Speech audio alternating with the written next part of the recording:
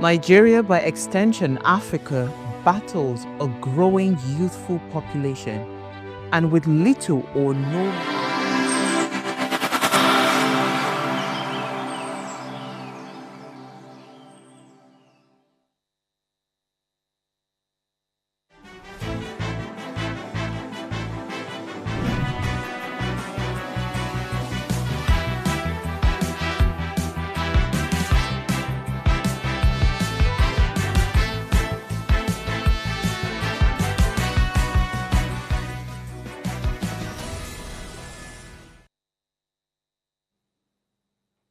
Hello and welcome to the #1 youthful breakfast show. Ways hashtag what are you saying?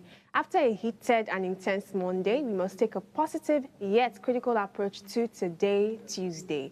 Today's conversation is one for the books to carefully highlight the aftermath of the Take It Back movement protest. And of course, we have someone insightful who will help us unpack this topic. But before we get started, allow me to introduce to you on this table my co-anchor and friend, what's her name now? I keep forgetting her name because our duo is usually not the type that occurs very frequently. It's usually God's Beauty and I on this table, and if we're going to be three, it's God's Beauty, myself, and her.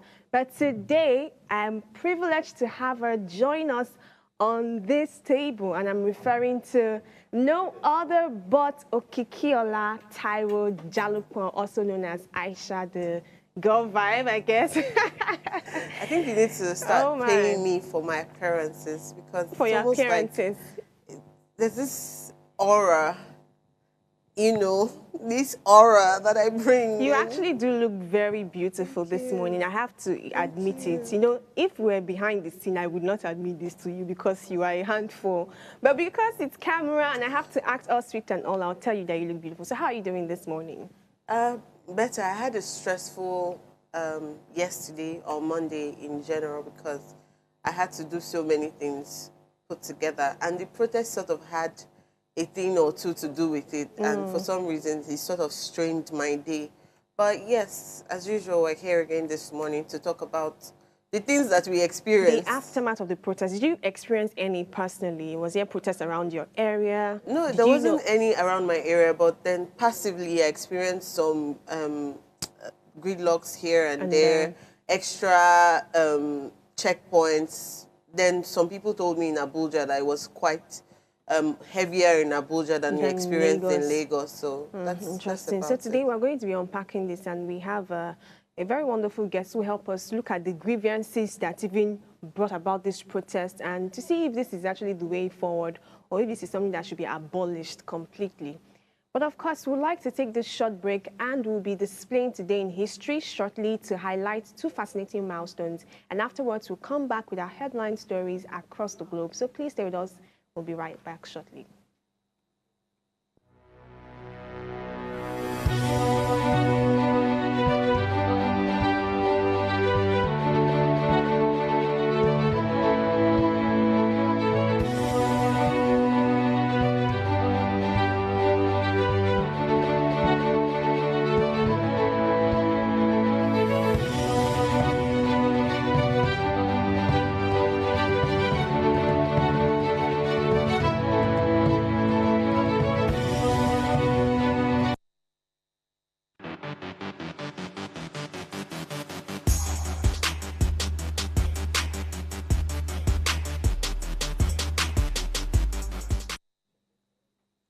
Welcome back. Remember, you're the main ingredient in our conversations today, and we'd love to hear your thoughts on this topic. Our phone lines are open. Please call us on 070250077749 or 0701424220. And if you're yet to subscribe to our YouTube channel, head on now to the official Upgrade TV. Click the subscribe button, like, share the link.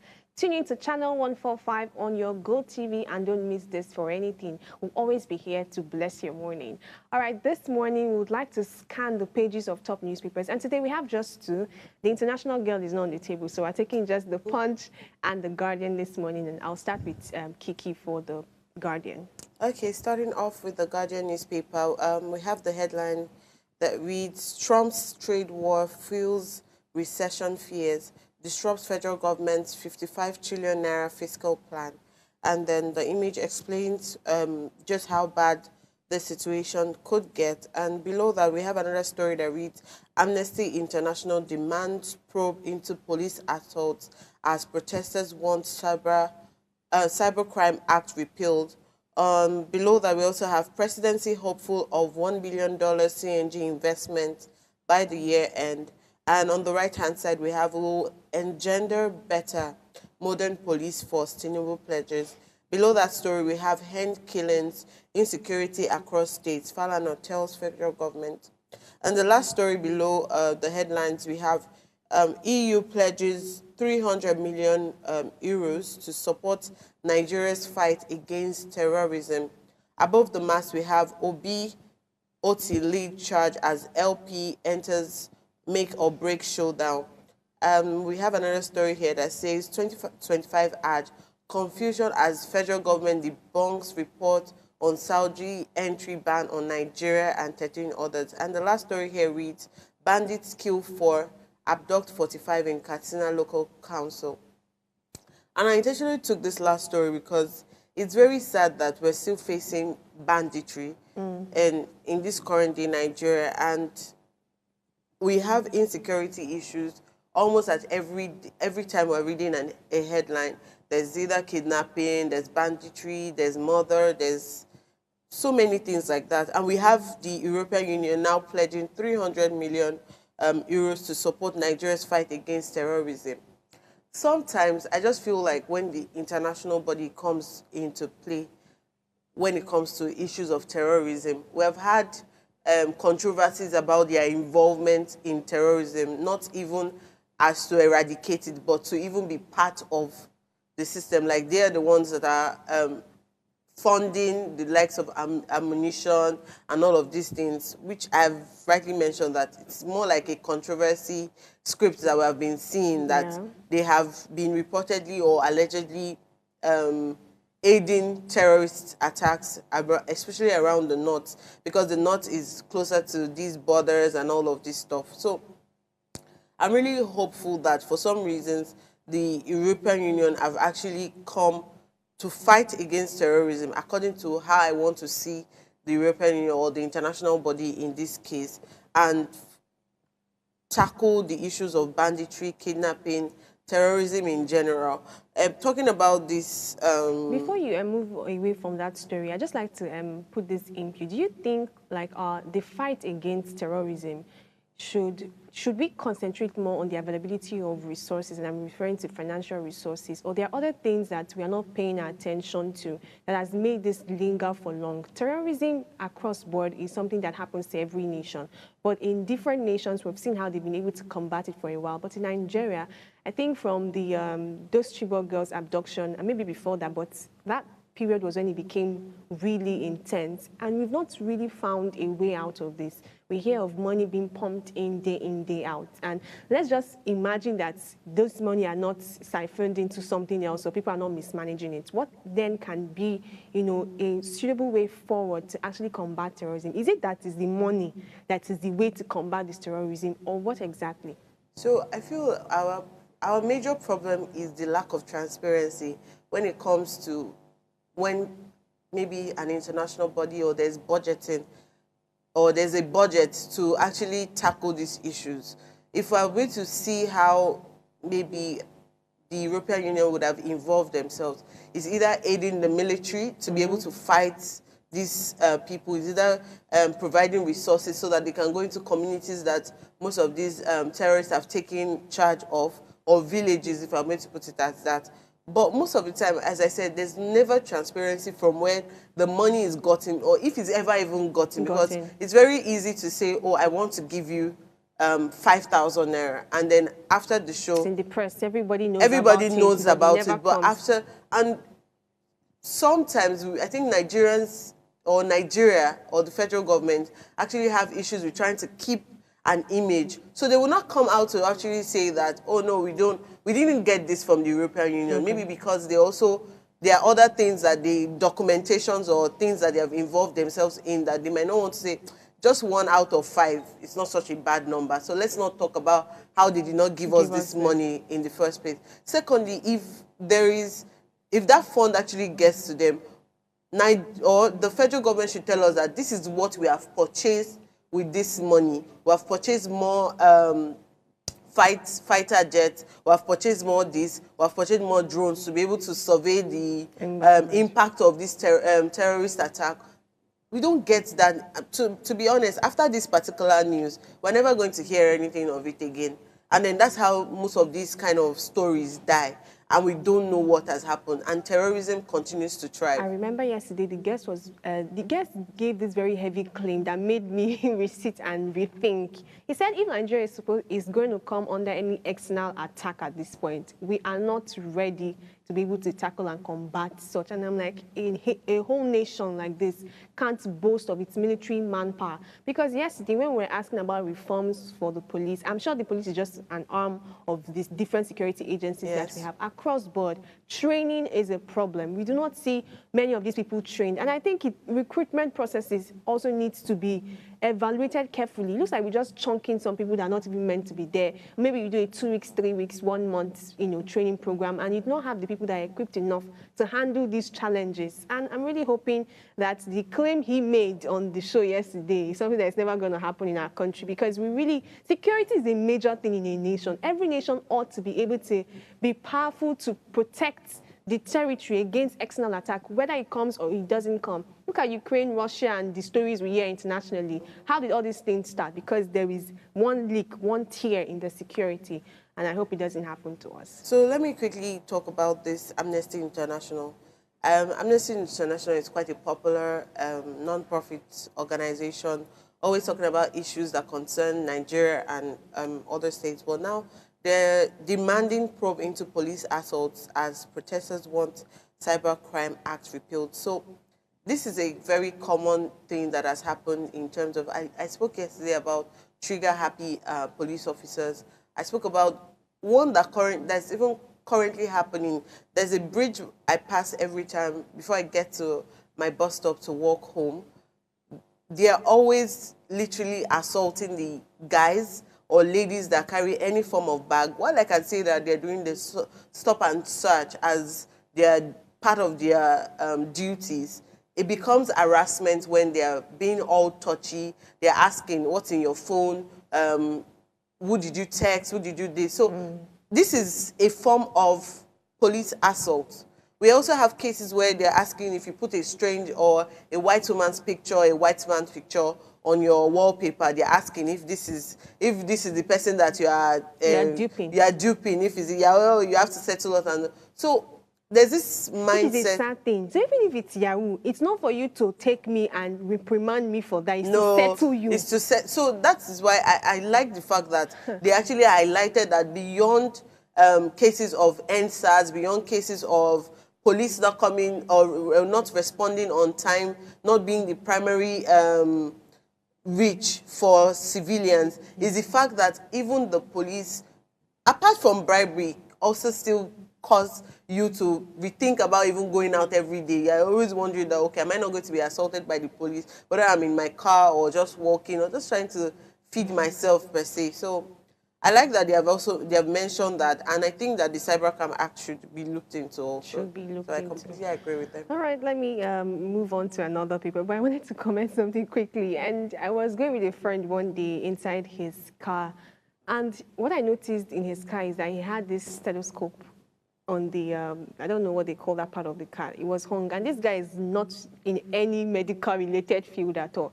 But, it's this scope now that people have that to avoid certain police checkpoints or protect themselves. It's good to have such things. And then the irony of it is that he had this horse whip at the back of the car, maybe to also pose as, oh, I'm a soldier or I'm somebody that is awesome. Like, why do we have to have all these kind of facades? Because we are trying to protect ourselves in... Do you know that I'm abroad, I guess in the United States, I've forgotten which country particularly, some of their patrols do not even go around with certain, amenities, whatever it's called, because they feel like the citizens should feel protected at all times. But of course, that can't happen here. If that happens, terrorists will see a reason to invade and cause more harm. Very interesting story. Let me take you through the Punch.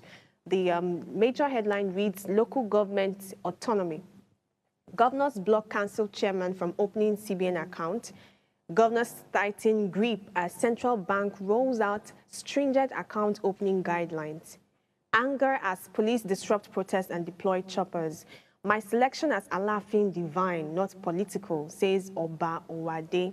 4 arrested as JAMB uncovers 585 fake A-level certificates. Fans and friends mourn 4 gospel artists killed in Ogun accident. 2027 APC governors visit Buhari amid associate defections to SDP. Factional firestorm, Obi and Abure camps clash over parallel NEC meetings. And we have 2 more stories here. The second to the last says 78,000 Cameroonians and others sought asylum in Nigeria, says the United Nations. And the last story reads, U.S. imported $643 million Nigerian goods in 2 months. Let me talk about this tariff thing a little bit, even though I don't know why I've been so interested in this tariff. Maybe because I saw how it glided to us. Before on this table, we've been arguing tariff with the international bodies, the international nations, and then Trump just did a very major thing and said, no, every country is going to collect. Everybody is going to feel it at some point. And the numbers here states that, you know, we had a decline, actually, from the imports because data from the United States International Trade Commission revealed that Nigeria's imports on a custom basis for February 2025 stood at $286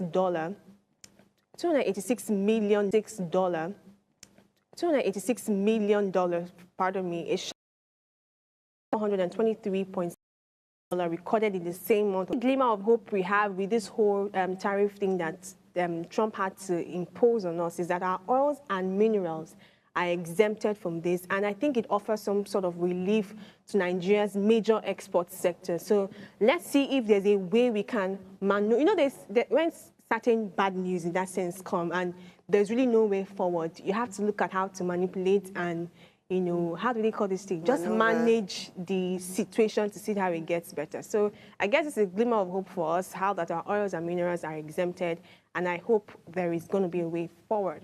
So I really hope that for some reasons we'll be able to talk about the fact that some people seek asylum in Nigeria, of all states. I think that's a topic that we're going to pick one day and talk about. You think it's a good thing? I think that we just need to talk about it. Then we'll find out if it's a good thing or a bad thing. What angle do you think you want to explore in talking about this? Our viewers and yourself will find out when we discuss it. All right, so we're taking notes of that, Kiki and the asylum story.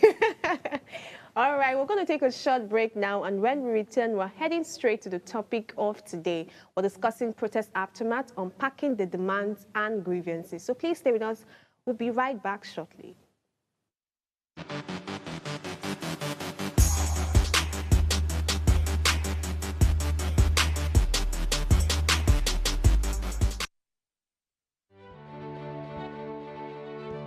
Nigeria, by extension Africa, battles a growing youthful population, and with little or no meaningful engagement, lives a ticking time bomb on our hands.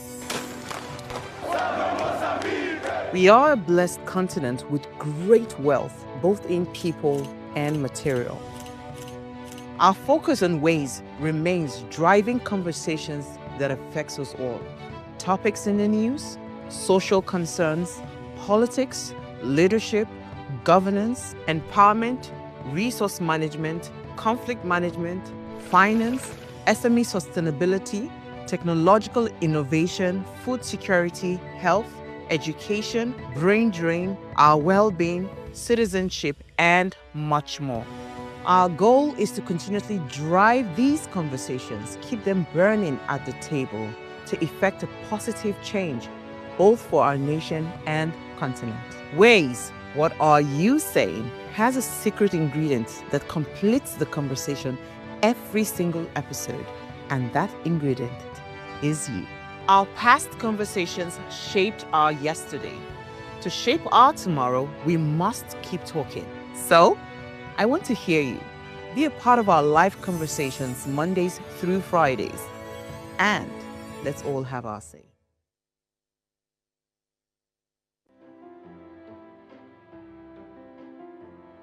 This season on Heartlands, we're committed to making a difference in people's lives.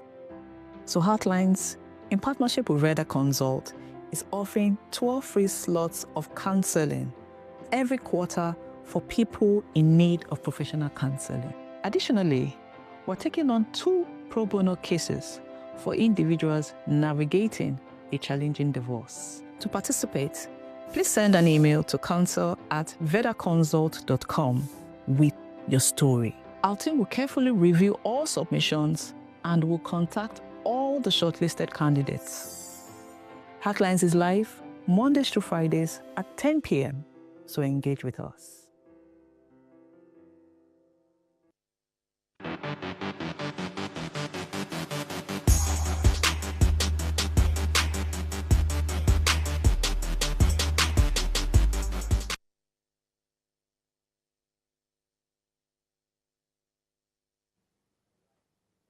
Welcome back. So our topic for today is the protest aftermath. I'm very sure that you've heard one or two things from yesterday's protest aftermath from the Take It Back movement. Today, we want to unpack the demands and grievances. Yesterday's protest by the Take It Back movement, which coincided with Nigeria's first National Police Day, stirred reaction across the country, and not just because of the timing, but also because of the strong messages that they carried. From Lagos to Abuja and Port Harcourt, citizens took to the streets citing concerns about the human rights violations, the controversial Cybercrime Act, and economic hardship. Despite warning from the Nigerian police force, the protest went ahead, and in some places, resistance turned chaotic. Tear gas was used in Abuja, protesters were blocked in Lagos. But beyond the clashes and standoffs lies the deeper questions.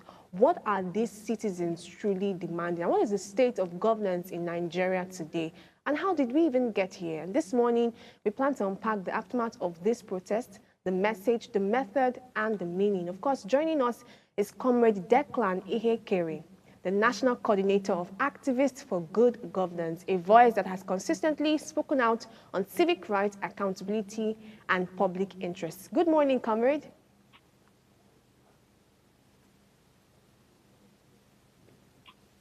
Good morning, Comrade. I'll have you here with us.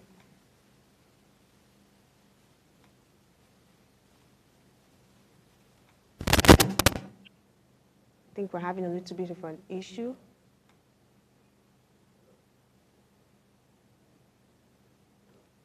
Good morning, Comrade. Do I have you here with us? All right, so we'll start the conversation, Kiki, hoping that our guests will join us later. So I already asked you yesterday if you experienced, the protest at some point in your area, and directly, thankfully, you didn't have to encounter. Do you know that if I actually take a step back, I would say that I have really not experienced protests at close proximity, like around where people are shouting. Maybe because of the area I stay, I think maybe we are away from the world. You people are doing well. We are doing well. Maybe it's not because we are doing well, but this protest usually is in targeted major cities and major areas in those cities. I mean, the one in Lagos was around Ihekaire on that bridge, I guess. So I don't stay around Ihekaire, so I wouldn't even see of the protest. So firsthand, even for the End SARS, the End Bad Governance, hunger protests, this one, I haven't experienced it firsthand. So I can't even, and I've not gone to do a report on it. I don't like to do such reports, to stand in the middle of protest and say, oh, how do you feel about this? I care about my safety more than that, but of course we'll help cover the story. So I haven't experienced this firsthand, right? And I don't know how to respond to people who have to deal with some of the excesses that comes with it, the conflict, when some bad guys now get involved with it. But thankfully our guest is here, and I want to hear his thought first before I come back to you. So good morning, Comrade. Good morning, Comrade. Yeah, good morning. Good morning, Nigeria. Good morning. We're glad to have you join us today. Thank you. All right. And I'm glad that you're going to start this conversation with us. So I want to just firstly know your general impression of yesterday's protest. Do you see that as a success or a missed opportunity? I didn't get that, please. All right, I'll take my question again. We're trying to discuss the aftermath of the protest yesterday, and I want to get your general impression of yesterday's protest. Do you see it as a success or a missed opportunity? Yeah, absolutely. Protest is an inalienable right of citizens to make a comment against policies and actions of government that does not go down well with the people. You and I are aware that protests didn't just start under the administration of President Bola Ahmed Tinubu. Protest has been on in this country before this government came in. This very government leadership have had cause to have led protests in this country. And so, protest is the only right of citizens. It's the opposite of coup plan. But this is a civil one of sending a message to the people in government that, look, things are not well with the society.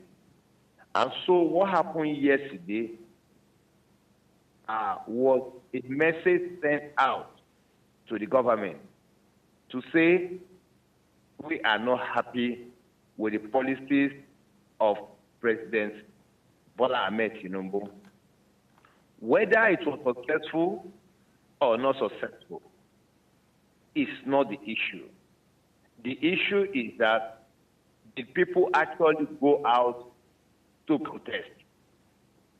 In protest, you will have a solo protest. You have a one-man protest. You have 1 million people protest.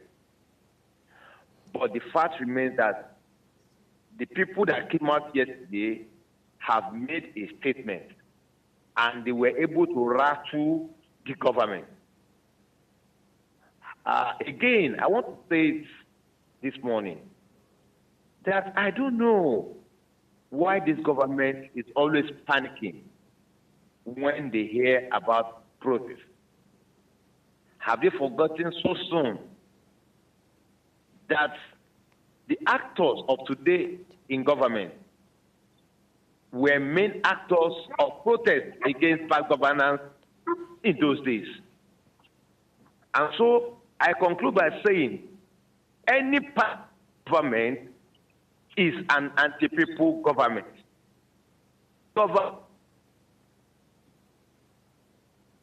Is an anti-people, and such government.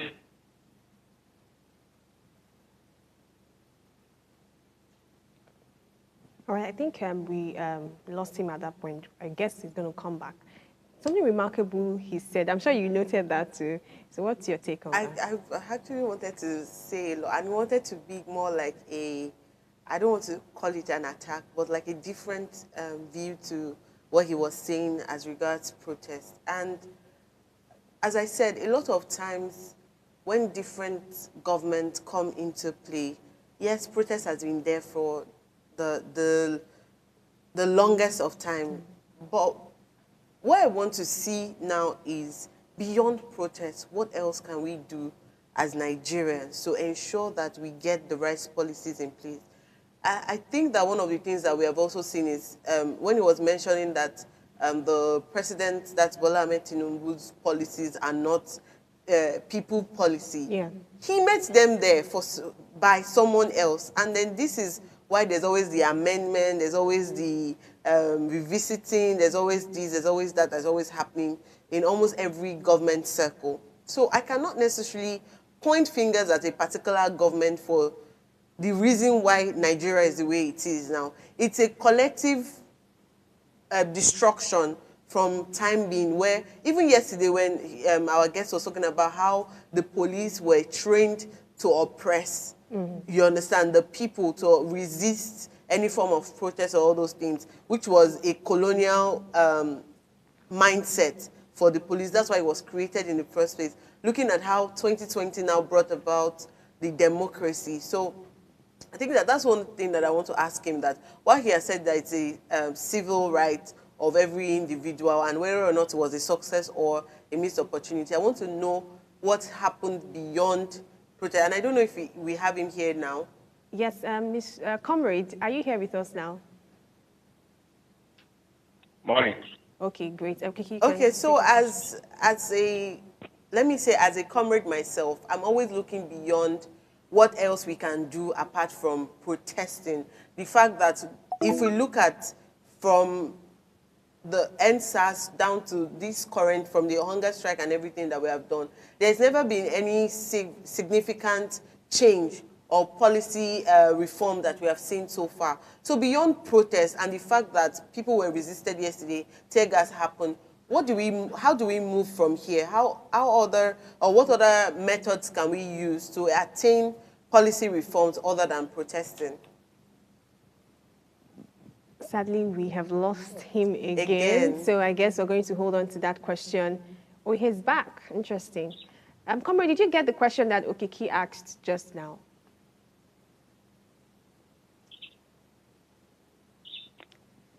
Did you get the question, sir?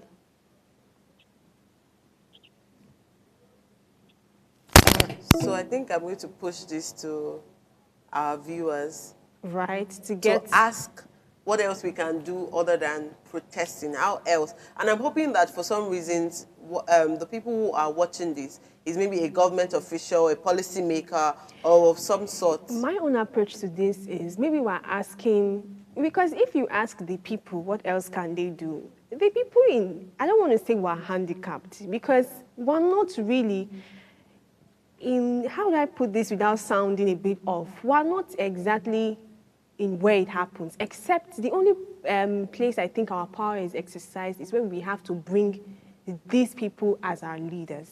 And once they are elected as our leaders, whether in the Senate, in governorship elections, presidential elections, whatever category, local government chairman, that's where it stops. Honestly, because I feel like when we talk about democracy, I think democracy definition should start changing. That whole government for the people, by the people, and of the people. It stops at a particular point. So eventually, it looks like we become handicapped when these people get into power. Because we are talking about what else can we do. Do you see us getting into the seats to talk about some of these policies? So I think that you have answered one of the questions. And most of the time, I don't always like to... Guess what? We have our guest back with us, and I want him to answer the question. Comrade, did you get Okiki's question about what else we could do, since protest has not been working as we so desire?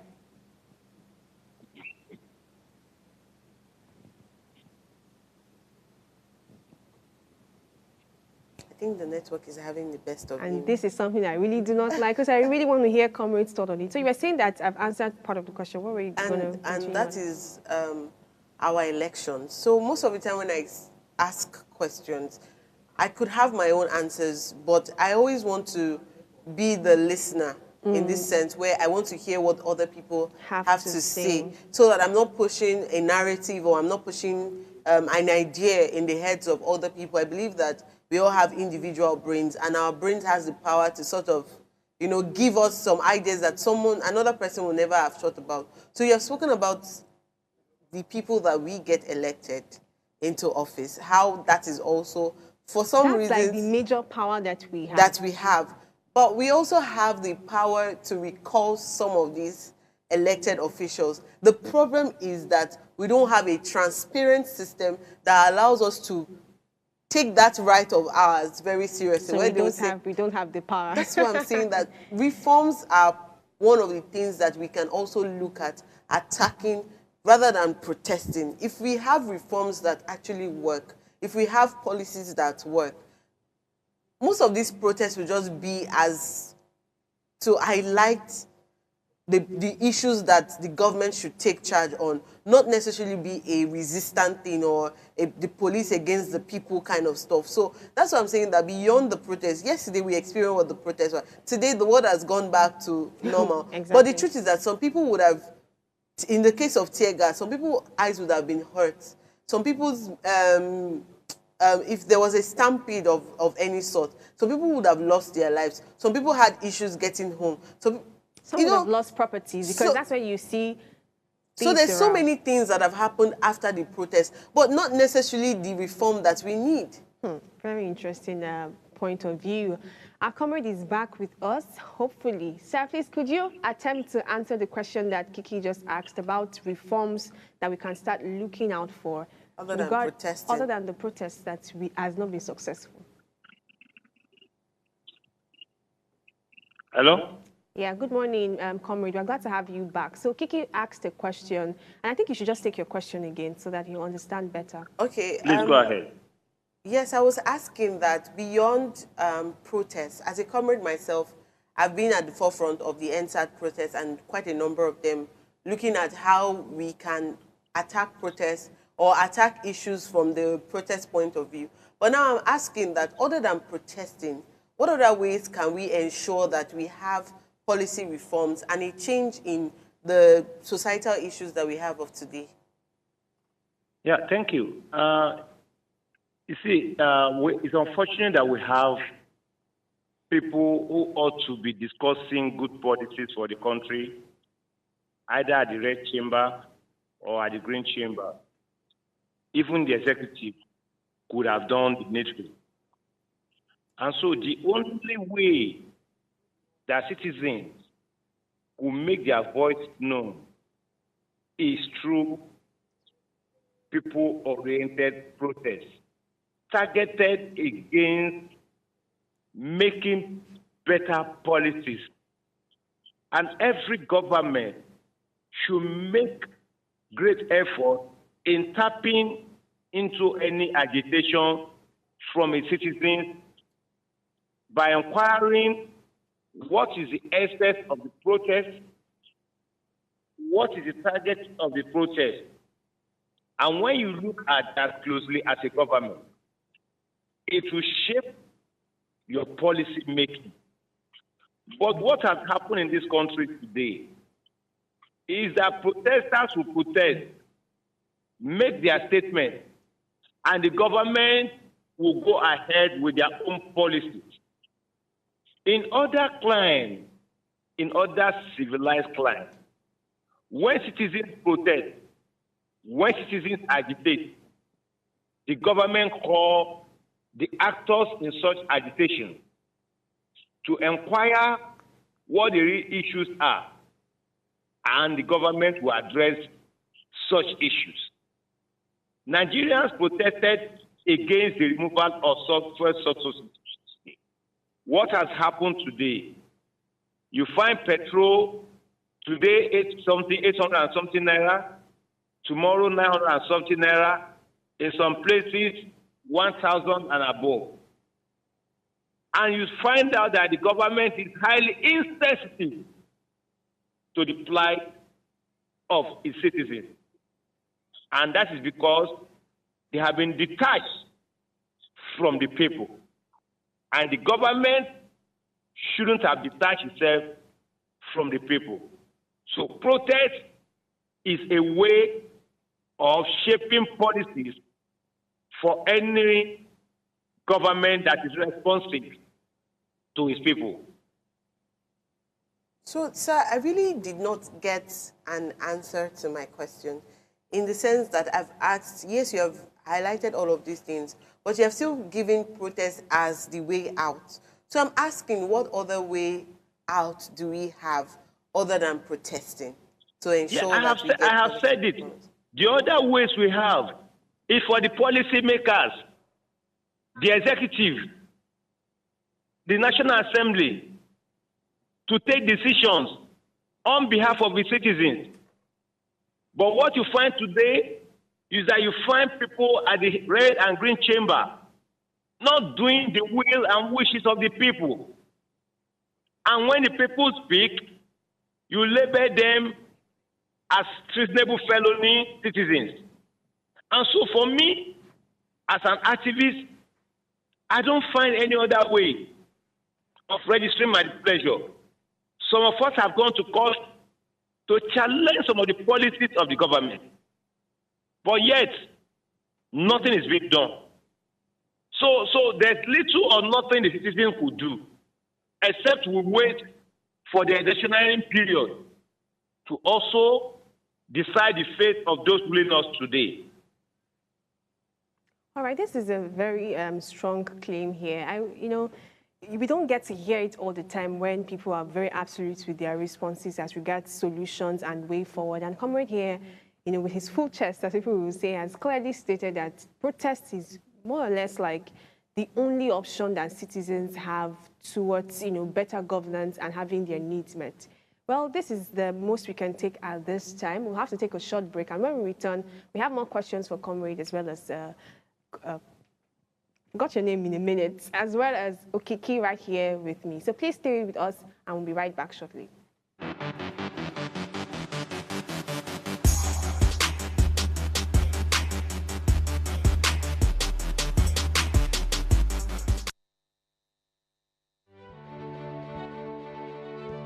Nigeria, by extension Africa, battles a growing youthful population, and with little or no meaningful engagement, leaves a ticking time bomb on our hands. We are a blessed continent with great wealth, both in people and material. Our focus on ways remains driving conversations that affects us all. Topics in the news, social concerns, politics, leadership, governance, empowerment, resource management, conflict management, finance, SME sustainability, technological innovation, food security, health, education, brain drain, our well-being, citizenship, and much more.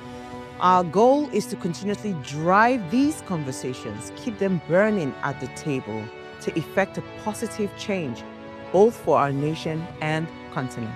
Ways, what are you saying, has a secret ingredient that completes the conversation every single episode, and that ingredient is you. Our past conversations shaped our yesterday. To shape our tomorrow, we must keep talking. So, I want to hear you. Be a part of our live conversations Mondays through Fridays. And let's all have our say.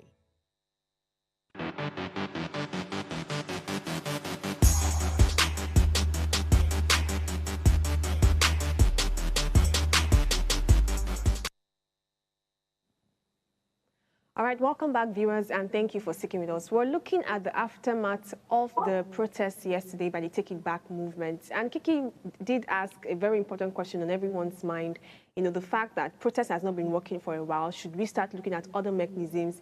And it seems as though this particular answer now has a one-way response, because our comrade who has joined us boldly declared that protest is most likely the only actionable solution to getting things done. There's another criticism I want us to evaluate very carefully, considering what happened yesterday. Comrade, do I have you here with us? Yes, I'm with you. Perfect. So there's been criticism about the timing of the protest yesterday, and people have said that the protest clashed with the National Police Day. Was it a deliberate thing, and what message do you think that it sends? Freedom of expression, as enshrined in our Constitution, does not have a time frame and does not have a season frame. So, your movement should not hinder my movement. Your freedom of expression should not hinder mine. And so, the excuse that the police was giving yesterday was not tenable in the face of our Constitution. You cannot use your program to restrict other citizens from expressing their own freedom. And so it was an aberration for the police to have made such statements that protesters shouldn't have protested yesterday because they have an international engagement. So it was pure aberration. And I want to commend those are our comrades that dared the police yesterday. We must call this what it is. We are in a country today where voices are being silenced. And when voices are being silenced, it means the government is working towards it. Because when you don't allow the citizens to speak up in the face of oppression, in the face of repression, you will find Nigerians taking. May we never reach that level. Okay, Comrade, I like that you mentioned how maybe something should not interfere with something, but I think that the tone of every message is always somehow the reason for a response. If we check on the Take It Back movement page, we see cases where, or we see a statement stating that they are going to, for their rights, to disrupt You understand? The engagement, because that day should not even hold to start with, because the police force is not functional. So if we really look at that statement, it's almost like saying that, yes, I'm coming for you. And then you mentioned the word dead, and that's, if we're going to, English is a very funny word, and sometimes somebody will be like, I did not mean it that way. But the tone of every message is the reason for whatever response, even as civilians. If as friends, you mention certain words to me that are a bit daring, I could come off defensive in that sense. So that's why let me help you out.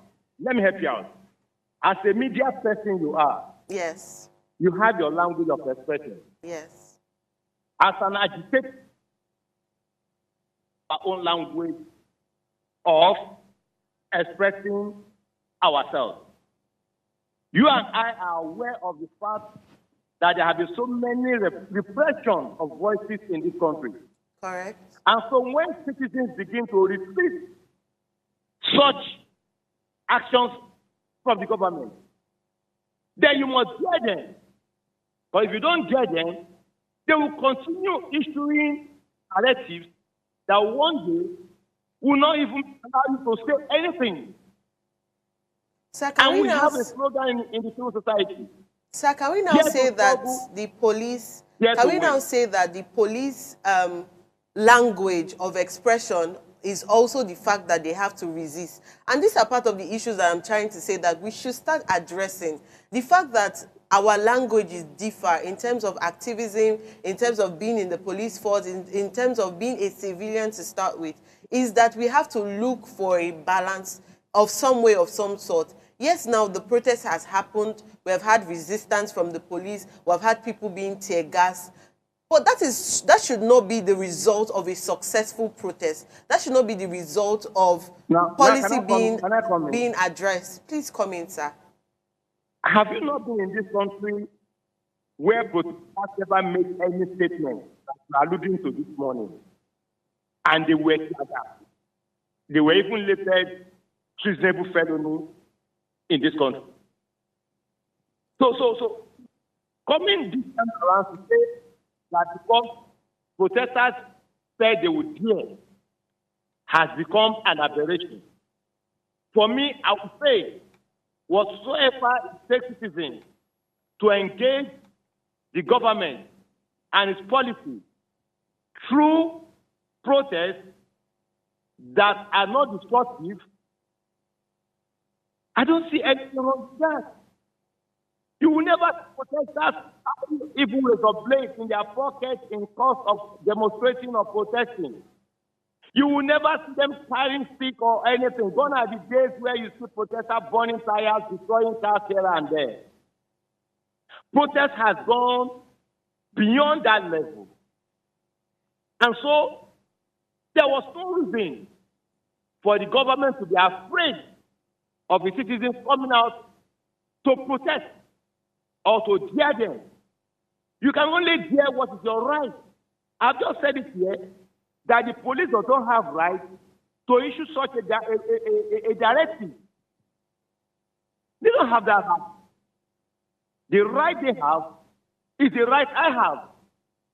So if they are engaging on international events, that does not stop me from my own expression of how I feel about the policy of the government.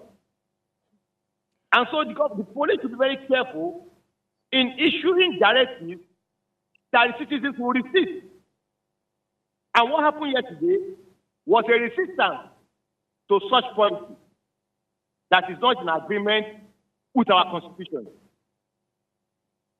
All right, thank you so much, Comrade. Whilst we cannot, overlook the fact that resistance happen sometimes, and it's not you don't put this blame on the citizens who have protested.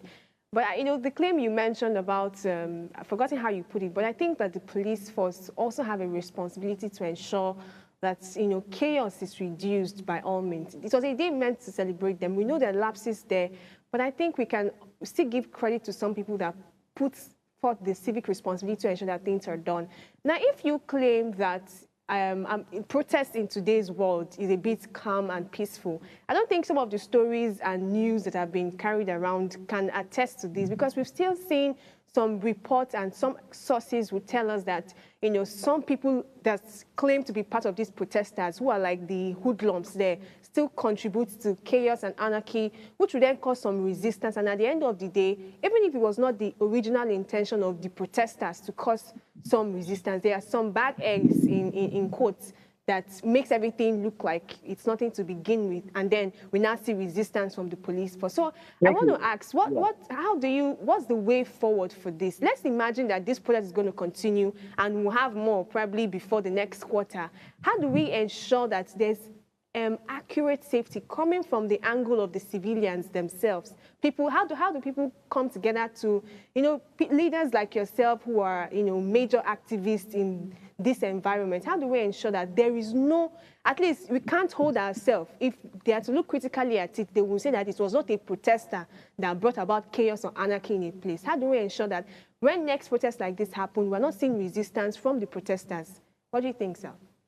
Yeah, it's unfortunate that you have a policing system that whose intention is always to protect. Most of those violence you are seeing, sometimes and most of the time, are state-orchestrated actions. We're in a country today where you have protesters who have right to protest. You also have government-sponsored protests. And at the end of it all, you will find confrontation, because the government has chosen to organize a protest to counter another protest. I am speaking to you from a perspective of a veteran activist. Most of the protests and protesters don't have intention of going there to confront or to be violent. But when you get to the protest ground, you find that the whole location is militarized, and the police is trying to restrict you. You will definitely react. You definitely react. And so when you react, what happens? So our police should be well trained to do what? To give maximum protection to protesters, and not to have a mindset of coming to crush protesters. When you have that mindset of coming out to crush protesters, that will be your mission, that will be your goal. As soon as you strike the protesters, you will start releasing canisters, and sometimes you release live bullets. And that will escalate the protest. That is the issue. No protester goes to protest ground to be violent. The peak of items you could see with protesters nowadays is placards and banners. And so we are unarmed. How will you open fire on armed protesters and wanting them to be quiet? Definitely they will put up with resistance too. And the public party towards such protests, and it should definitely escalate.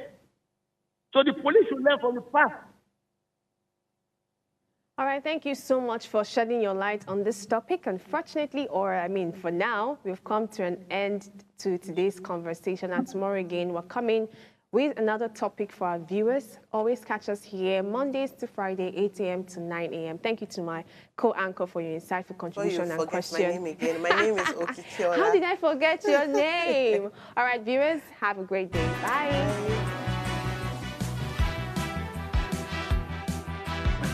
How did I actually forget your name?